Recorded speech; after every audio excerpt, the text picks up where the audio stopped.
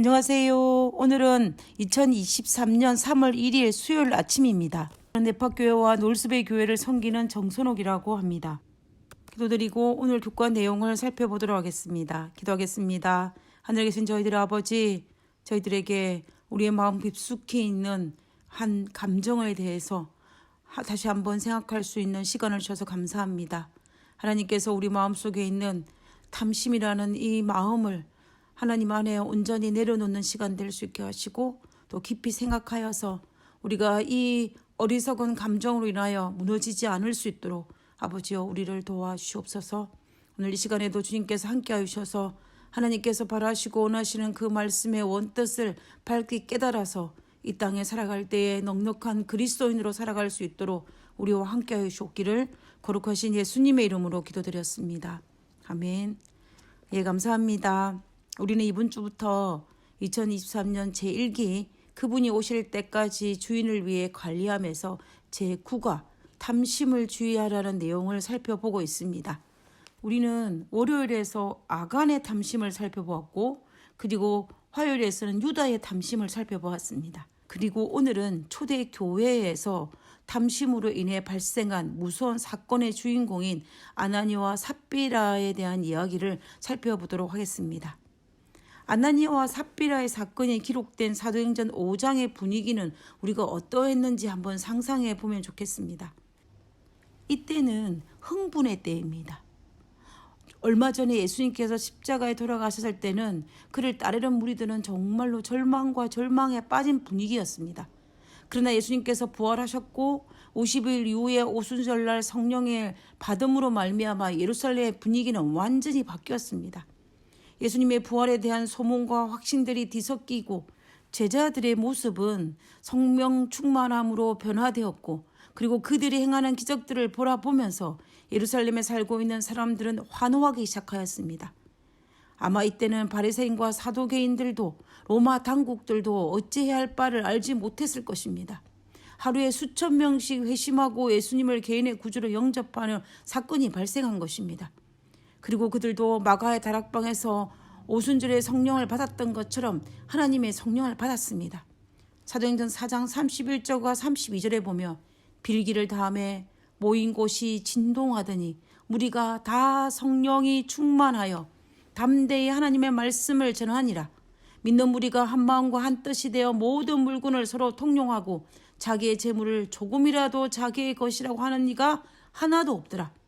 다시 말하면 예루살렘에 하나님을 개인의 구주로 영접한 사람들에게도 마가의 다락방에 내린 그 성령의 체험이 그들에게도 임하였다라는 것입니다. 그러니 예루살렘 도시 전체가 술렁이는 것은 당연한 것이었을 것입니다. 초대교회의 부흥은 제자들에게도 성도들에게도 놀라운 경험이었습니다.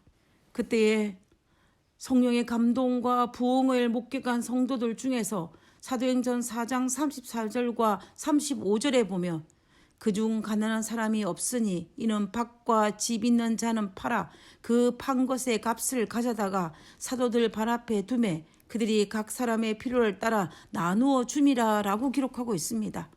이들 중에 대표적인 인물이 아리마대 요셉이었고 니고데모였으며 마가의 삼촌이었던 바라바였습니다. 아마 많은 사람들이 이들을 칭찬하였을 것입니다. 이 모습을 보고 이 일에 동참하고자 하는 자가 있었으니 그가 바로 아나니아와 삽비라 부부입니다. 그렇다면 이 말은 아나니아와 삽비라도 처음에는 좋은 의도를 가지고 이 일에 동참하였다는 것을 알 수 있습니다. 우리는 이것마저 매도할 필요는 전혀 없습니다. 사도행전 5장의 아나니아와 삽비라 이야기를 한번 읽어보도록 하겠습니다. 아나니아라는 사람이 그의 아내 삽비라와 더불어 소유를 팔아 그 값에서 얼마를 감추매 그 아내도 알더라. 얼마만 가져다가 사도들의 발 앞에 두니 베드로가 이르되 아나니아야 어찌하여 사탄이 내 마음에 가득하여 내가 성령을 속이고 땅값 얼마를 감추었느냐. 4절입니다. 땅에 그대로 있을 때에는 내 땅이 아니며 판 후에도 내 마음대로 할 수가 없더냐. 어찌하여 이 일을 내 마음에 두었느냐. 사람에게 거짓말하는 것이 아니오 하나님께로라. 아나니가 이 말을 듣고 엎드려 혼이 떠나니 이 일을 듣는 사람이 다 크게 두려워하더라. 젊은 사람들이 일어나 시신을 싸서 메고 나가 장사하니라.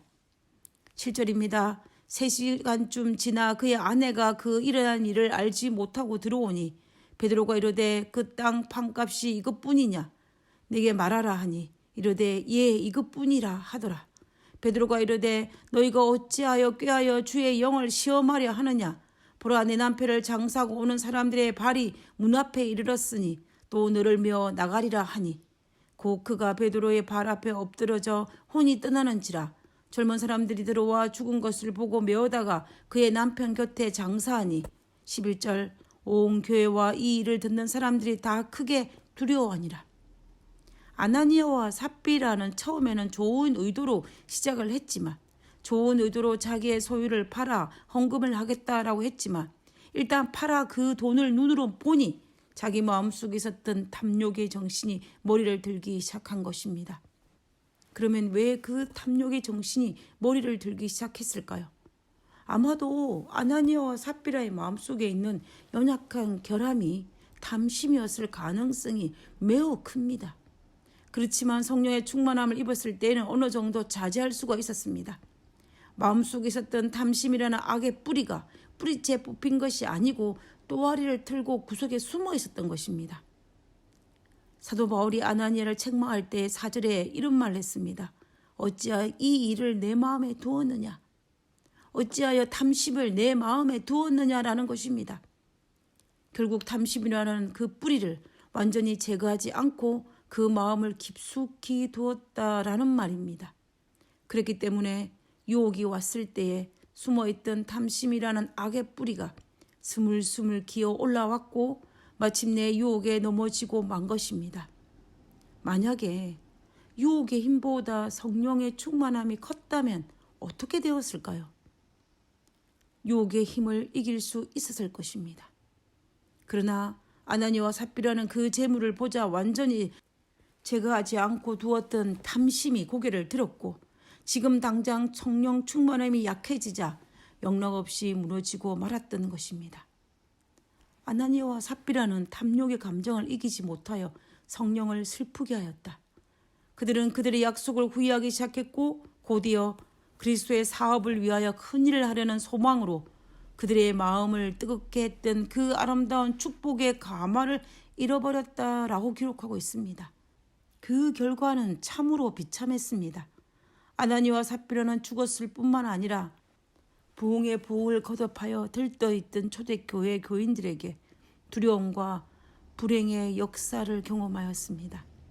탐심이 얼마나 무서운 것인지를 단적으로 보여준 사건입니다. 아마도 초대교회 교인들은 탐심의 결과를 보고 탐심의 마음을 제하여 버리기 위해서 노력하였을 것입니다. 그리고 자기의 온 매무새를 마음의 자세를 살피는 중요한 계기가 되었을 것입니다. 그래서 가만히 생각해 보면 아나니아와 삽비라의 사건은 당연히 가슴 아픈 사건임에는 틀림이 없지만 그 사건으로 말미암아 초대교회에 나가야 할 방향을 다시 한번 점검하는 계기가 되었을 것입니다.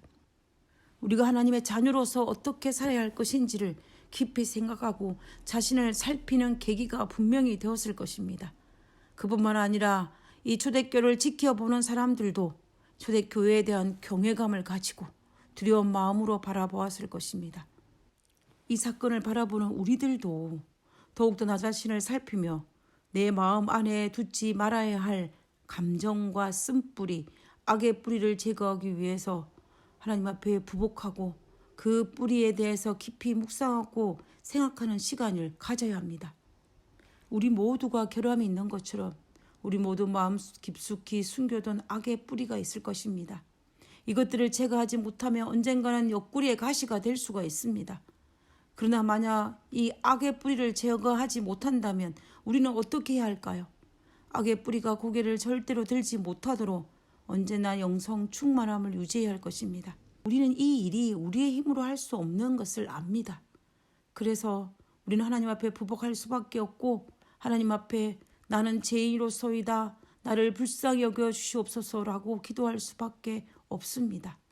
오늘 하루도 하나님 안에서 내 마음 깊숙이 숨겨져 있는 이 악의 뿌리를 제거하게 해달라고 기도해야 할 것이고 그리고 순간순간마다 기어 올라오는 이 악의 뿌리가 우리의 삶의 모습 속에 드러나지 않기 위해서 하나님 안에서 정말 성령 충만한 삶을 살아가야 할 것입니다. 우리 모두 그런 삶을 살기를 바라면서 오늘 교과를 마치도록 하겠습니다. 기도하고 마치겠습니다. 나의 필요를 위해서는 그렇게도 아낌없이 돈을 쓰다가 하나님께 드려야 할 때가 되면 인색한 마음을 갖게 되는 이유가 무엇일까요? 모든 것이 하나님의 것임을 인정하며 기쁘게 그리고 후하게 드릴 수 있는 마음을 주시옵소서. 하늘에 계신 하나님, 내 것과 하나님의 것을 구분할 수 있는 영적인 눈을 가지게 도와주시옵소서. 하나님의 것을 내 것으로 여기지 않게 하시고 남의 것을 내 것으로 여기는 마음을 가지지 않도록 하여 주옵소서. 그래서 내 마음속에 탐심보다는 넉넉한 마음을 주셔서 이 땅을 살아갈 때에 베푸는 마음으로 살아감으로 우리가 이 땅에서 많은 것을 소유하지 못했을지라도 하늘만큼은 넓은 만큼은 다른 사람들보다 더 많이 소유함으로 정말로 진정한 부자로 이 땅에 살 수 있도록 주여 도와주시옵소서. 하나님, 우리가 이 땅에서 넉넉한 그리스도인의 삶을 살 수 있도록 영적인 마음의 부자로 살아가는 그 특권을 잃어버리지 않도록 하여 주옵기를 거룩하신 예수님의 이름으로 기도드렸습니다. 아멘. 감사합니다. 좋은 하루 되시고요. 내일 뵙도록 하겠습니다. 감사합니다.